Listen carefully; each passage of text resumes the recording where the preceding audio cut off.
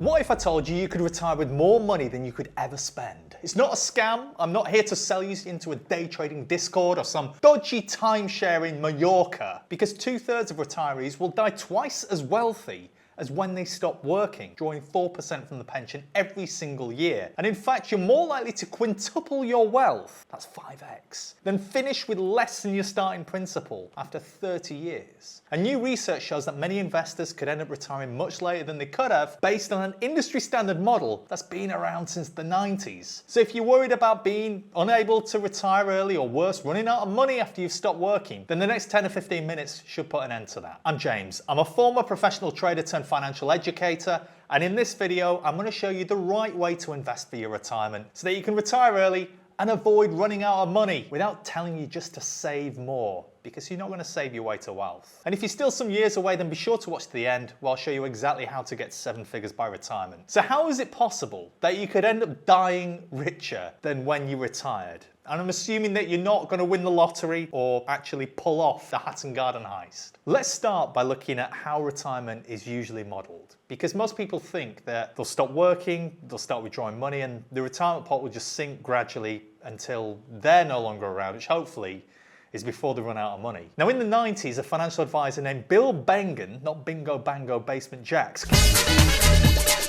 came up with a rule of thumb that said it should be based on this withdrawal rate of about 4%. Meaning that if you'd remained invested but sell down 4% of your holdings every year in retirement, you'd be able to budget for it. But when researchers ran the numbers more recently, something surprising appeared. And it might mean that you've been planning for retirement based on faulty assumptions. So this is what the new analysis is based on. That's the period of time that you're going to remain invested as you begin to withdraw 4%, presumably, with inflation running at 3%, which I think is a realistic estimate, and your portfolio return being 8%. Initially, your portfolio continues to rise, and it actually peaks in the 10th year. So it doesn't go down immediately once you begin withdrawing, say, 4%. As you continued at that rate, your portfolio wouldn't actually dip into the starting principal until year 17. But here's the twist. This is actually at a 6.1% withdrawal rate, because in order to get to zero in time,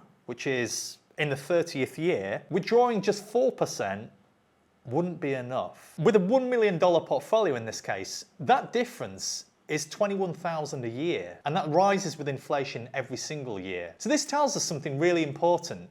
Your retirement pot doesn't start shrinking the moment that you stop working. In many cases, it'll continue growing for 15 or 20 years before you even dent the balance. But those numbers assume fairly healthy market returns of 8% growth and 3% inflation. But what happens if things go wrong? If the 60-40 portfolio is based on performs, or if inflation just runs hot? Because if we're looking at retirement properly, it's best to plan for the worst and then hope for the best. And what I'm about to show you now could change your plan completely. Now, the researcher reran the numbers to give us this alternative scenario, and it's once again same amount, same horizon, but this time assuming higher inflation of 4% rather than 3%, and a lower return of 7% rather than 8%. So in other words, our real return would be 2% less. In order to get to zero by year 30, which is what this is based on, the withdrawal rate still comes in at 4.9, so almost 5% here. So this would still enable you to withdraw $49,000 or pounds if you were based in the UK every single year,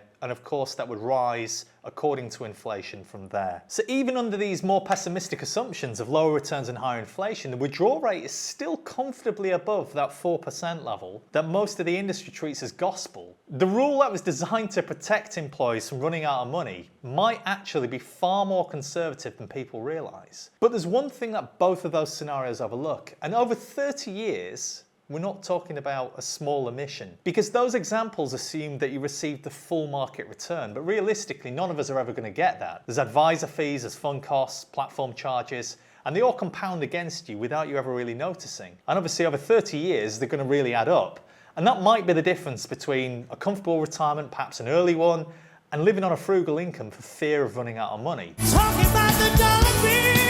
So let me show you how the fees add up and how to mitigate them so that you don't miscalculate things and end up having to get a job again at B&Q, which for my American viewers is like Home Depot. So to do this, I want to look at the impact of fees. So assuming that you're going via an advisor, you're going to be incurring a 4% initial fee, followed by then advice fees, which of course are per year. Those are 0.5%, which would add up to nearly 40 grand. And then the product fees or the underlying fund fees for the investments that you're placed in by your advisor, which are presumed to be 1.75% according to the research that I've done. So when you total this up, the total cumulative charges would be 175,000. And again, forget the absolute numbers here, it's not that important, because when you get down to percentage terms, it would reduce the value of your portfolio by more than half. So on an annualized basis, over the 30-year period, it's deducting 2.6% off your expected return. So this is the number that we were looking for. That's the portfolio drag. Do you really want to hurt me? Now, the alternate scenario to reduce these fees would see you build your own portfolio, because that way you're not going to have an advisor, which make up the bulk of the charges. So in this case, we'll assume the same amount invested, but you're going to do this in a portfolio of 20 stocks. There's of course no advisor fees, so you don't have initial fee, no advice fee. Product fees, we're considering dealing commissions. I based them on the dealing costs for Hargreaves Lansdown, which are negligible, particularly over a 30-year period. But there is a platform fee, and this is 0.35%, but it's capped. So when you total that up, $5,800. It barely touches your portfolio. The total cost over those 30 years is 2.3%, which on an annualized basis comes in at less than 0.1%. Just 8 basis points. So that is significantly less than the 2.57 that we're otherwise facing in this scenario. Now, understandably, you're going to be thinking, well, that sounds great, but how do I pick my own stocks? I might have had my money managed for me my entire investing life, or indeed I've been sticking to ETFs, index funds, those kind of things, which of course here, I think are the devil's work. So here's the model that I use and I've talked about in my other videos, runs my process, looks for 7 factors, and gives you a very easy visual representation of the fundamentals, which could be compared to the index or any other stock, and what you're looking for is a broader footprint. And I'll be covering a couple of examples a little bit later in the video, but if you want to get a copy of the watch list that I put together for free with a few of these examples on to help you get started, there'll be a link in the description, and essentially you can see how these top ideas would have performed relative to the global stock market, the MSCI World Index. So as you can see, by building your own portfolio here, you're not only cutting costs, but you're potentially getting more upside by picking stocks that have an edge. And that changes our return assumptions here completely, because whilst it's only a couple of percent initially, it might not be enough to get you excited now. Compounded over decades, it's the difference between the pessimistic scenario we looked at and the optimistic one, or even better. And that's what we're going to look at next. So let's go back to scenario A, same assumptions, but update these with a return that's 2% greater. You could withdraw as much as 8.1% in order to run out of money in the 30th year from retirement. Your portfolio would not peak until the 12th year, so pretty similar to the first scenario where I think it was the 10th year. And this is where you begin to dip into your capital. So it's a very similar curve to the ones that we've seen before, but at a much higher withdrawal rate. That's the difference that 2% makes. This was our base case in scenario A. So an 8% return, 3% inflation, giving us a safe withdrawal rate of 6.1%. We then looked at, this was the negative scenario, where it was very bleak, and we still came in above 4%. And then this is the one that we've just looked at. So a 10% return, everything else the same as the first scenario, gives us an 8.1% safe withdrawal rate. Now, what you're probably asking is, if I stuck to the 4% withdrawal rate under this scenario and used that surplus as a cushion or a buffer, if I was just, really conservative and paranoid about the world in retirement, then this is what would happen. Let me introduce you to non-nuppling. It is when your portfolio increases 9-fold. It's no nupples. Remember, you're still withdrawing 40 grand a year from this in real terms. Your portfolio is going to run away at a 10% rate of return. Even withdrawing over 80 grand a year, that portfolio doesn't fall below the original $1 million until the 21st year.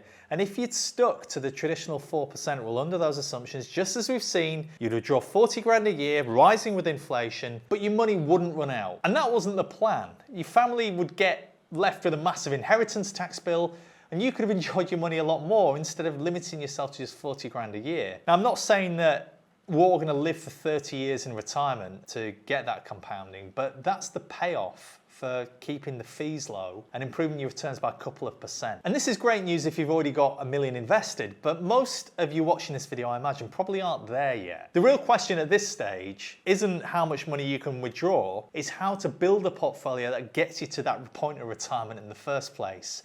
And to do that, it'll need to be 7 figures. So our path to $1 million really relies on 3 pillars. The first one we've touched on, which is stock selection. We'll cover this in a little bit more detail now, before looking at portfolio construction and your time horizon. So the idea is that each of these pillars contributes to your overall edge or outperformance over the market in the long run. In the case of stock selection, this is why I'm obsessed with quality. It not only lowers risk, but it also has increased returns in Europe, in the US, even in emerging markets, and of course, global equities overall. And the reason for this is because it's incredibly resilient. This chart from Bloomberg shows us the 5-year rolling return, and specifically the difference between the MSCI World Quality Index and just the general MSCI World. 85% of the time, quality has outperformed as a style. And if you consider that your investing horizon, certainly up to the point of retirement, is unlikely to be greater than 35 or 40 years at most, then realistically, you're only going to face one 5-year period where it doesn't really outperform. Now,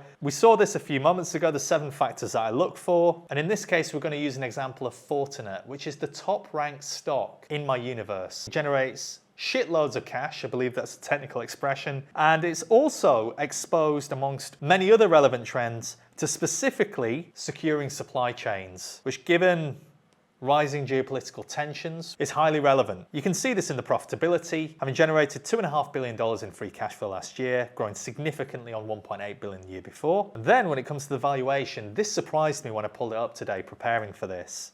To see it basically at the median of 27 times free cash flow is really interesting. There has been something of a correction in the share price in the last few months. It was otherwise at record highs, but now this is beginning to look like great value, back to the average valuation. Now, of course, this isn't a recommendation. Nothing that I've discussed here today is intended as financial advice. We're all grown-ups. I'm sharing this with you for educational purposes only. You can see the performance. Whilst again, past performance is no guarantee of future results, there's clearly a reason why a stock would do 5x over the general market. And it's this fundamental edge. And I know that's just one stock, but it's as simple as asking my bot to give me the top 20 stocks, and you have, dare I say, almost a ready-made portfolio for further research. That's how easy it is. Now, I have blurred these out, but you can get a handful of them on my watch list. Like I said, there's a link in the description to that, which will then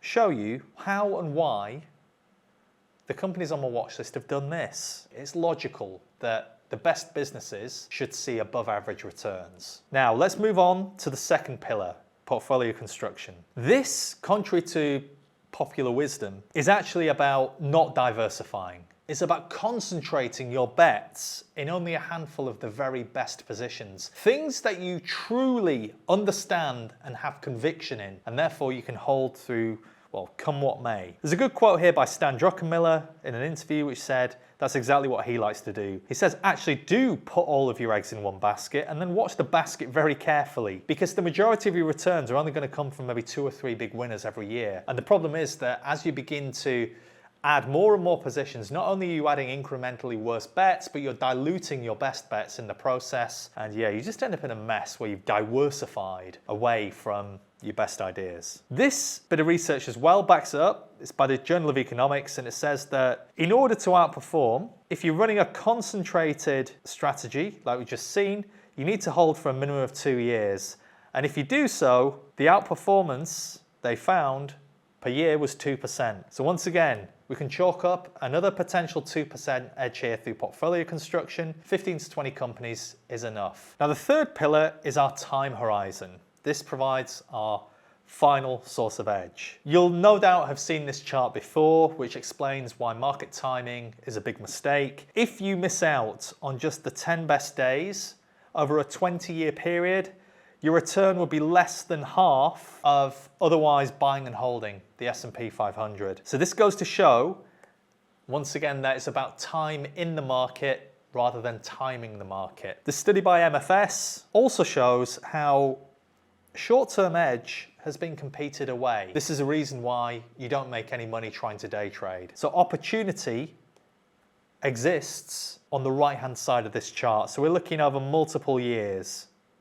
Ideally, the longer the better, 5 years plus. And the reason why I'm able to commit to a longer term time horizon and hold through these periods is that going into a contraction and perhaps even a slowdown or full-blown recession, quality tends to be amongst the best performing styles.